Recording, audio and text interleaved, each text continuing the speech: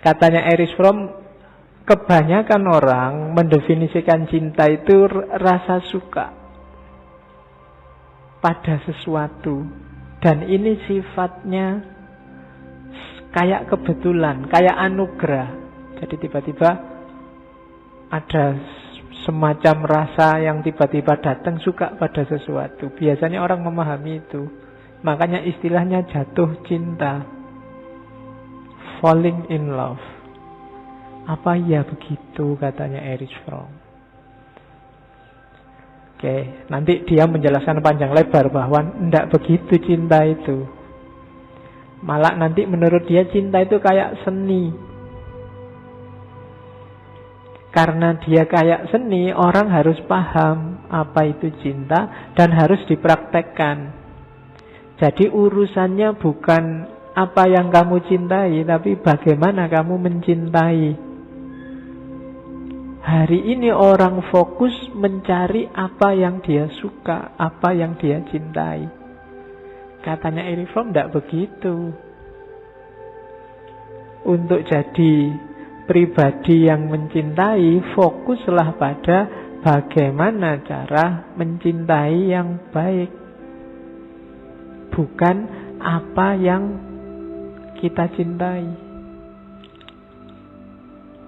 Jadi cinta itu bukan urusan kamu cinta pada siapa, tapi urusan bagaimana caramu mencintai.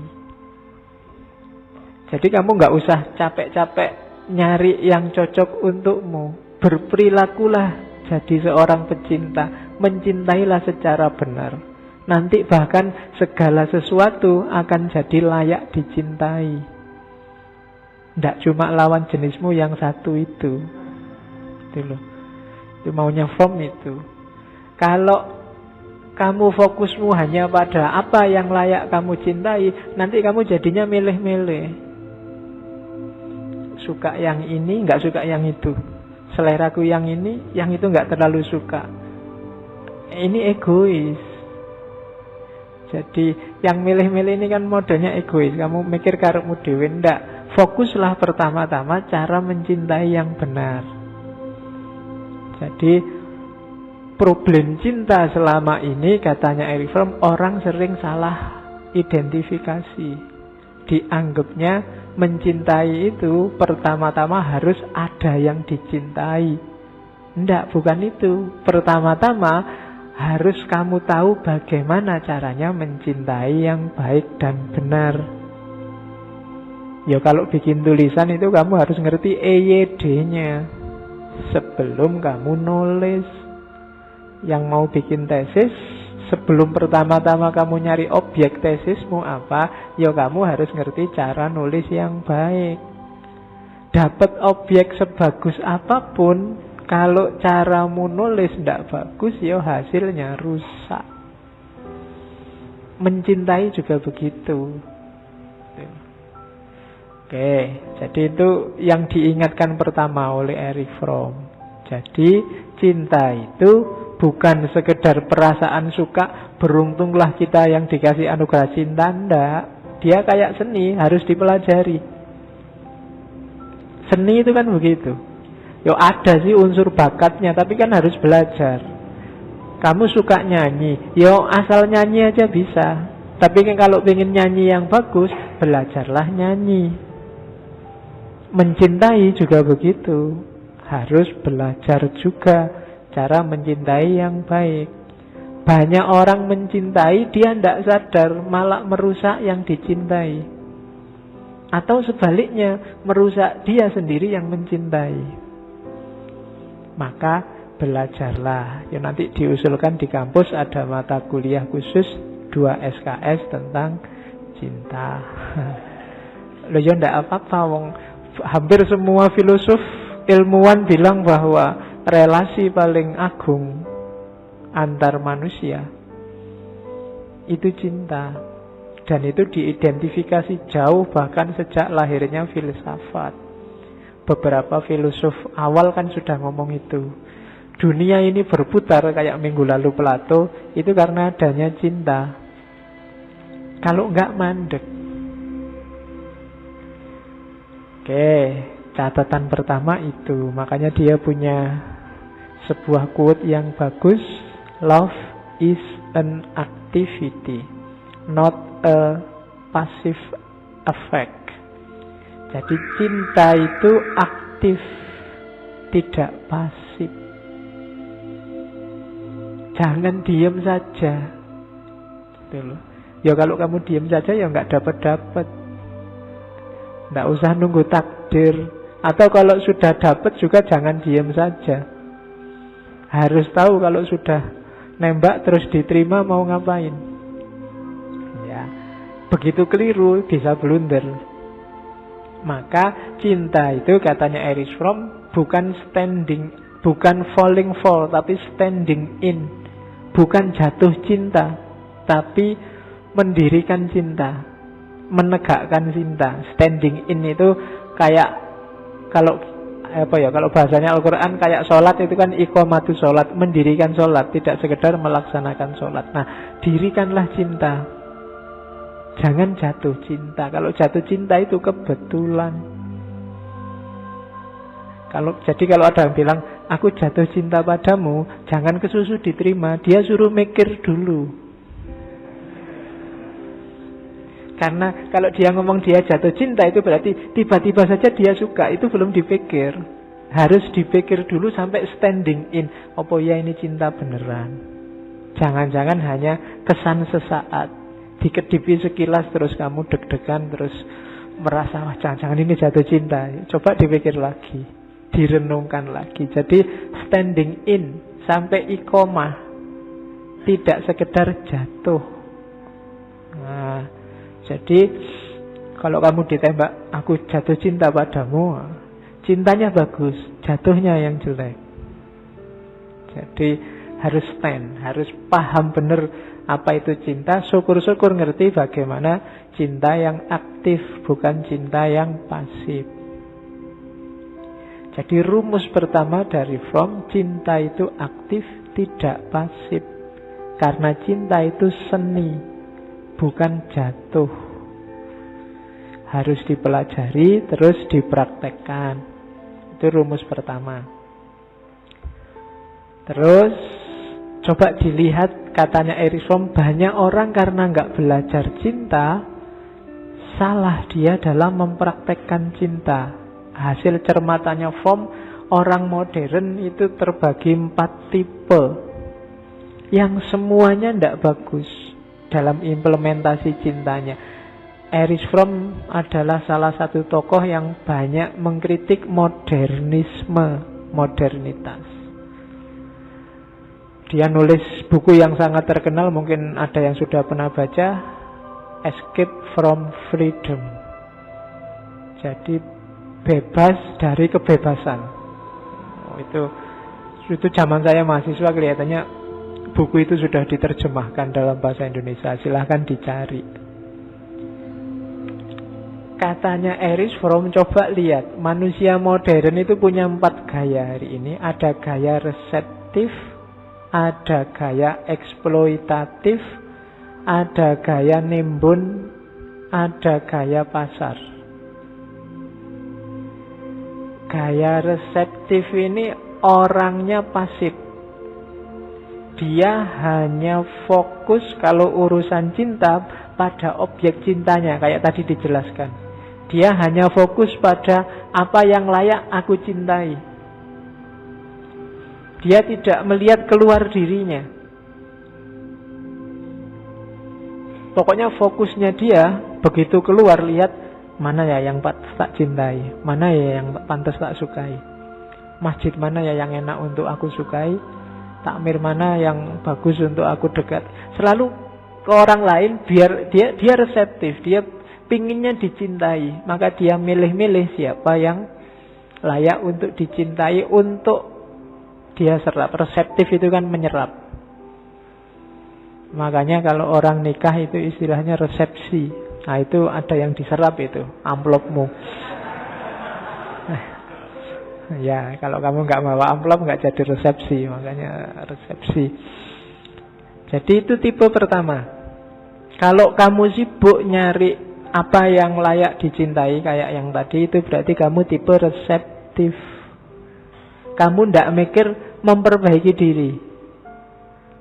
Jadi kamu merasa bahwa kamu sudah bisa lah kalau cuma mencintai aja. Kamu merasa begitu sehingga yang kamu pentingkan objeknya. Nah, ada yang lebih ekstrim dari reseptif, apa? Eksploitatif. Kalau reseptif itu biasanya pasif. Kamu yang layak aku cintai ya sudah. Tapi kalau eksploitatif ini selangkah lebih ekstrim. Apa istilah selangkah lebih ekstrim itu ya? Jadi selangkah lebih jauh daripada menyerap, nyari yang dicintai apa? Memanfaatkan, mengeksploitasi yang dicintai untuk kepentinganmu sendiri. Kamu tidak peduli situasi yang dicintai kayak apa, yang penting kebutuhanmu terpenuhi. Kamu nggak peduli yang kamu cintai sedang ada ujian, sedang garap tesis, yang penting kebutuhanmu terpenuhi. Kebutuhan seneng-seneng, kebutuhan apel, kebutuhan. Nah, itu namanya tipe eksploitatif.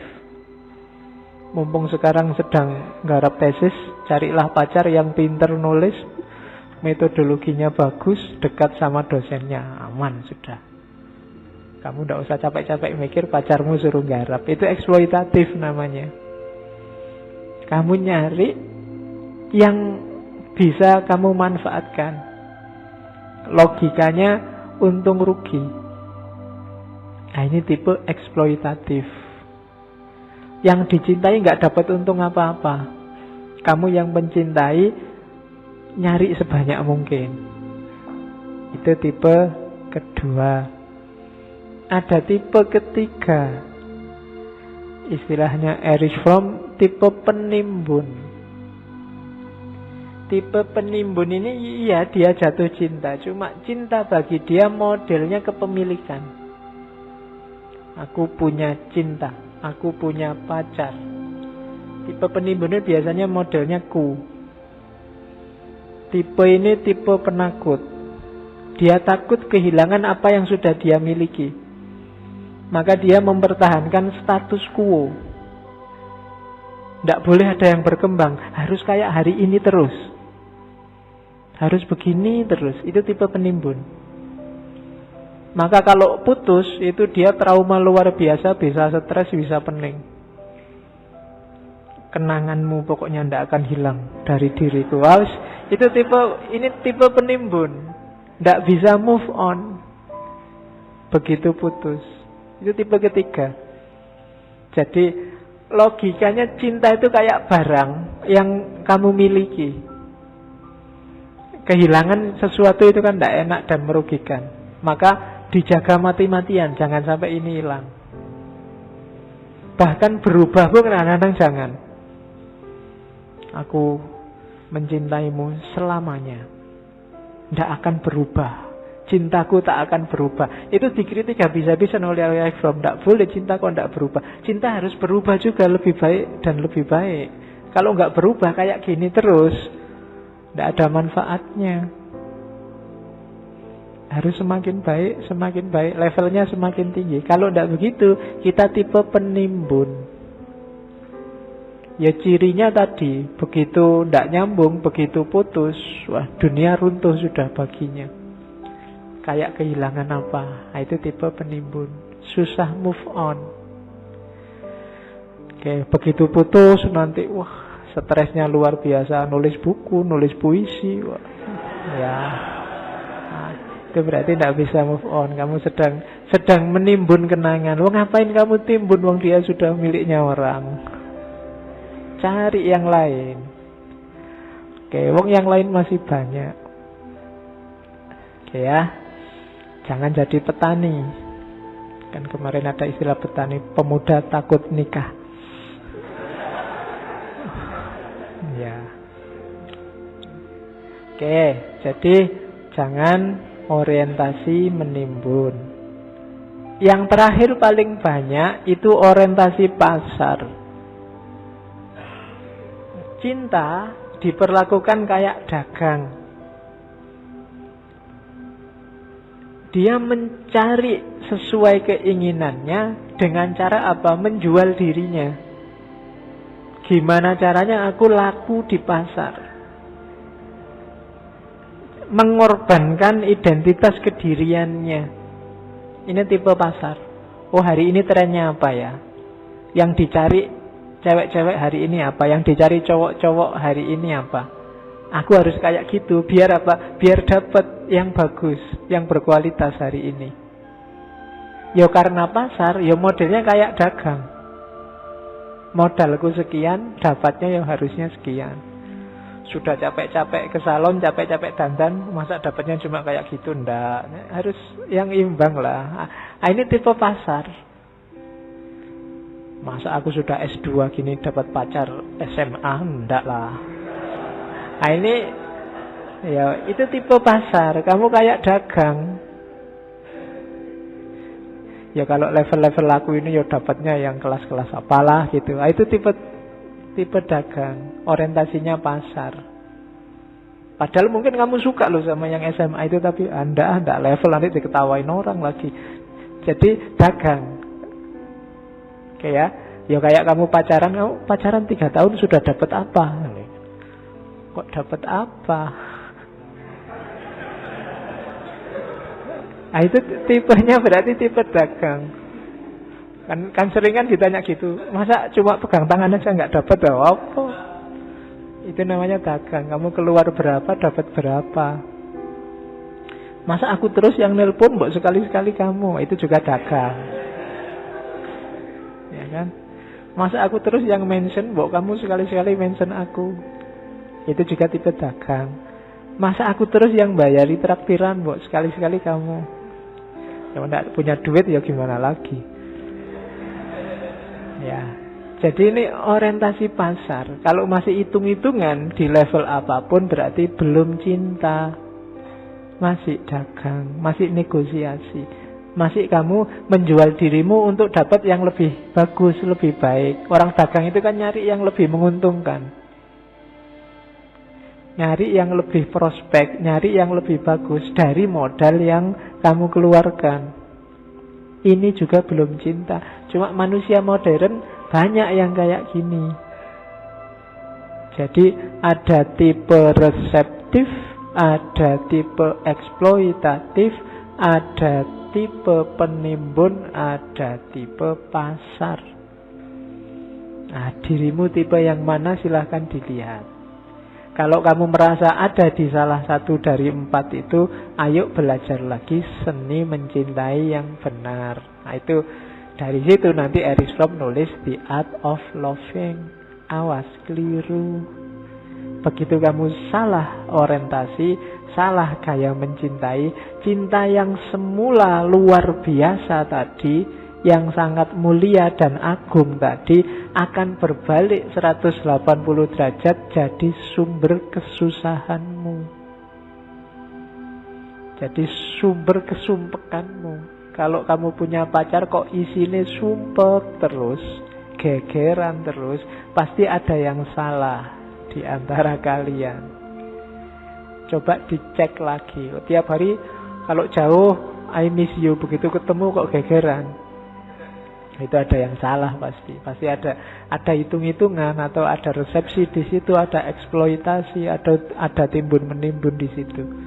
Cinta harusnya memberdayakan, bikin orang seneng, karena dia ada di level tertinggi karakter akhlak manusia.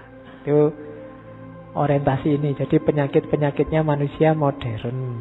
Maka sekarang saatnya belajar tentang cinta. Yang pertama, ingatlah, katanya Erich Fromm, mengingatkan yang tadi, cinta itu watak.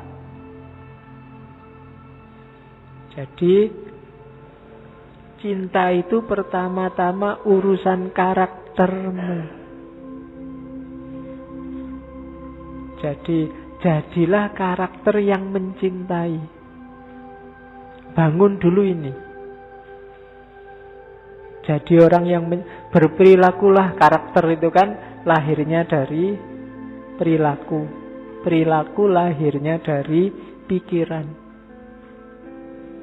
Kan ada yang pepatah Zen Buddhisme yang dulu, hati-hati dengan kata-katamu, karena kata-kata akan menjelma perilaku. Hati-hati dengan perilakumu, karena perilaku akan jadi kebiasaan. Hati-hati dengan kebiasaan, kebiasaan akan jadi watakmu. Hati-hati dengan watakmu, karena watakmu menentukan takdirmu. Jadi kamu membangun dirimu seperti apa, takdirmu nanti kayak apa, tergantung karaktermu. Kalau kamu pemurung, biasanya takdirmu ya takdir yang murung-murung. Kalau kamu ngamuan, biasanya takdir akan membawamu dalam situasi yang mudah ngamuan. Kalau kamu, makanya kadang-kadang orang ketika tidak kenal bela diri misalnya, tidak pernah ketemu situasi yang mengharuskan bela diri. Tapi begitu kamu ngerti bela diri dikit-dikit, kadang-kadang ketemu situasi yang mengharuskanmu bela diri. Ini kalau dalam Zen Buddhisme ya karena kamu membangun sendiri karakter itu. Maka lingkungan sekelilingmu, alam sekelilingmu beradaptasi dengan itu. Dulu ketika kamu nggak kenal filsafat, mungkin filsafat nggak nyantol sama sekali, dan dalam hidupmu nggak nyenggol sama sekali filsafat. Tapi begitu ngerti dikit-dikit, kok rasanya sekelilingmu penuh dengan filsafat ya. Nah, itu kenapa? Ya karena kamu pelan-pelan membangun habit. Dari habit lahir karakter, dan dari karakter ya lahir destinasi, lahir takdir. Oke, maka katanya Erich Fromm, pertama-tama dalam kita bangun watakmu, karaktermu sebagai seorang pecinta. Dirimu harus jadi sosok yang penuh cinta dulu, sebelum nyari objek yang dicintai. Jadi kalau dirimu itu jadi sosok pecinta, nanti segala hal akan dapat kamu cintai. Analoginya Erich Fromm kayak pelukis. Pelukis itu jangan sibuk nyari objek bagus untuk dilukis, tapi pertama-tama latihanlah ngelukis yang bagus. Kalau kamu sudah berlatih melukis yang bagus, objek jelek pun akan jadi bagus dalam lukisanmu. Cinta juga begitu. Kalau kamu jadi seorang pecinta, objek apapun bisa kamu cintai. Jangankan yang indah-indah, yang tidak indah pun bisa kamu cintai. Karena jiwamu sekarang jiwa pecinta. Yang tidak indah itu enggak cuma urusan lawan jenis. Kemiskinan itu kan sangat tidak indah secara estetik, tapi kan kamu disuruh mencintai orang miskin, kamu disuruh mencintai anak yatim, kamu disuruh mencintai orang-orang malang, orang-orang itu kan kalau dilihat tidak indah sama sekali kemiskinan itu. Orang sakit juga tidak indah, tapi kamu disuruh mencintai mereka. Dan ini mungkin kalau jiwamu berubah jadi jiwa pecinta. Kalau belum, susah. Kamu bisanya cinta sama yang cantik-cantik, yang cakep-cakep, yang tidak cakep enggak. Jadi jangan sibuk nyari objek yang dilukis, tapi sibuklah latihan ngelukis yang bagus. Kayak foto itu loh kan. Kadang-kadang objek fotonya jelek, tapi yang pinter fotografi itu objek fotonya jadi bagus. Apalagi sekarang HP kan ada banyak aplikasi. Wajahmu jelek, kamu cari sudutnya yang bagus, terus jadinya bagus, jadi cantik. Makanya sekarang kalau tiba-tiba fotomu jadi bagus kan, di komen itu kan biasanya, wah cantik sekali, pakai aplikasi apa? Jadi ya itu caranya melecehkan kan begitu. Wah kamu kok ganteng sekali kelihatannya sekarang, aplikasinya apa? Oke, jadi bentuklah watakmu sebagai pecinta. Dan katanya Erich Fromm, kalau kamu sudah jadi pecinta, tidak mungkin kamu hanya cinta satu objek, cinta pada satu orang saja, benci yang lain nggak mungkin. Karena ketika seseorang sudah menjelma jadi pecinta, tidak ada kebencian di sana. Kalau masih ada sisa kebencian, ya berarti kita belum masuk ke makom cinta. Meskipun ya pasti beda cara mencintai lawan jenis sama teman sesama jenis. Cara mencintai tetanggamu dengan cara mencintai dosenmu, gurumu. Ya caranya memang beda-beda, tapi semuanya ada di makom cinta. Kalau kamu bisanya hanya mencintai satu orang dan tidak peduli sama yang lain, kalau bahasanya Erich Fromm, itu bukan cinta. Itu egoisme yang diperluas. Istilahnya rada unik ya. Jadi itu jadi egois, cuma diperluas ke satu orang yang kamu cintai itu. Nggak aku sukanya cuma sama kamu, yang lain nggak penting semua. Nah, itu masih egois. Pokoknya dunia ini semua nggak ada artinya, hanya kamu satu-satunya. Itu egois. Kalau pacarmu bilang begitu, suruh belajar lagi tentang cinta. Ya, dia belum mencintai yang benar. Jadi cinta yang benar itu ya aku mencintai kamu sebagaimana yang lain juga aku cintai. Tapi jangan dipakai dalil untuk selingkuh ya. Ya, karena aku cinta sama semuanya. Oke, jadi rumus pertama, karena tadi problem seperti yang di atas, rumus pertama adalah jadilah, bangunlah watakmu dengan karakter pecinta. Oke. Nah, baru kemudian masuk ontologinya. Katanya Erich Fromm, kenapa sih cinta itu penting? Perhatikanlah, kalau kamu jeli, coba merenunglah.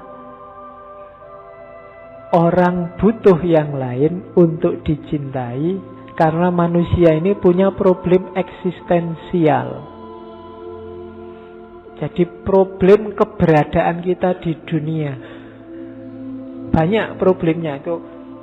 Erich Fromm di Art of Loving itu banyak menyebut, antara lain coba ya, kita itu lahir tanpa menghendaki dan nanti mati padahal kita tidak ingin, tidak menghendaki. Itu kan problem eksistensial. Kita tidak ingin ada, tiba-tiba ada, dilahirkan oleh ibu kita. Setelah enak-enak di dunia kok ya dimatikan, mungkin kita tidak ingin mati. Ini kan problem eksistensial. Diawali dari tidak ngerti, kemudian terakhirnya dipaksa dihilangkan. Ini problem eksistensial.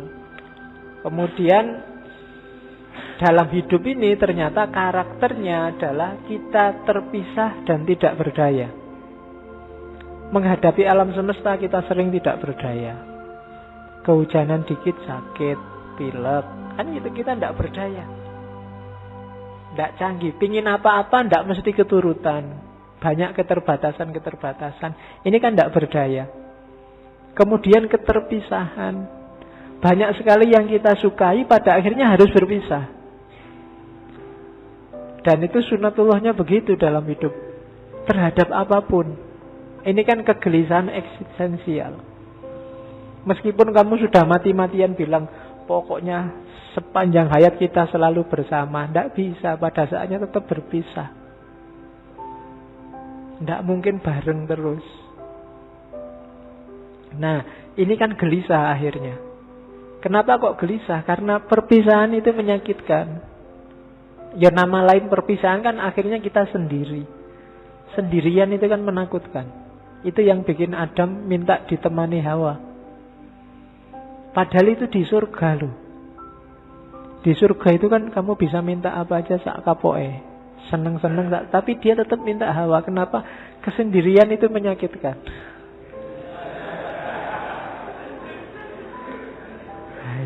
Ya wis. Jadi ya kamu ngerti sendirilah, makanya kamu bisa ketawa. Jadi problem. Nah, manusia biasanya mengatasi problem ini pakai dua cara. Yang pertama, mensubordinasi dirinya, menempelkan dirinya pada sesuatu. Menyerah. Apa? Kalau bahasanya di situ, memposisikan dirinya jadi budak dalam tanda petik. Untuk dapat rasa nyaman, untuk dapat rasa aman. mungkin pada orang tua, mungkin pada pacarmu, mungkin pada negara, mungkin pada pemerintah. Jadi kamu rela dirimu rendah asal jangan ditinggal, asal jangan diputus, asal jangan dicuekin. Itu biasanya ada orang yang solusinya menurunkan dirinya, menurunkan harkatnya. Tindaslah aku tapi jangan ditinggal.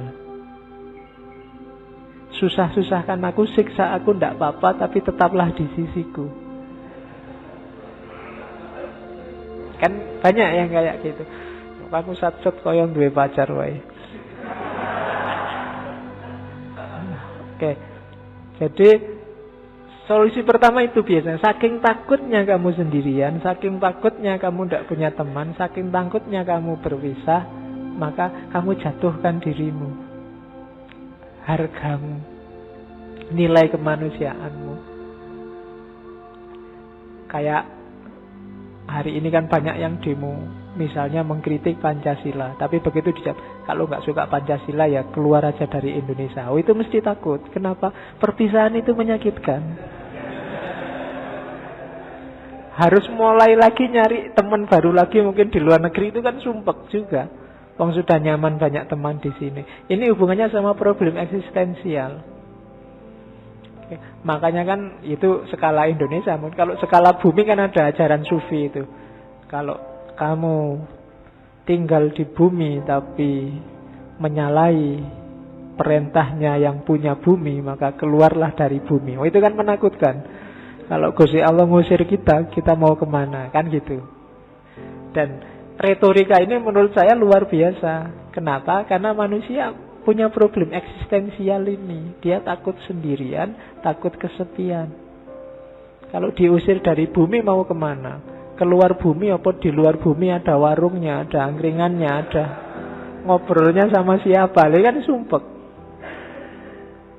Maka astronot di luar angkasa itu kan katanya tidak boleh terus-terusan. Dalam jangka waktu tertentu harus kembali ke bumi. Kenapa? Bisa stres dia di sana. Makanya tiap kali, jangankan itu, kamu tiap Idul Fitri kan di Indonesia ada mudik massal. Kenapa? Orang ingin nyambung lagi. Khawatir kehilangan, khawatir berpisah. Maka mereka butuh kepastian eksistensial bahwa ndak, keluargamu masih ada, masih mendukungmu, kita masih bareng-bareng. Maka orang butuh mudik.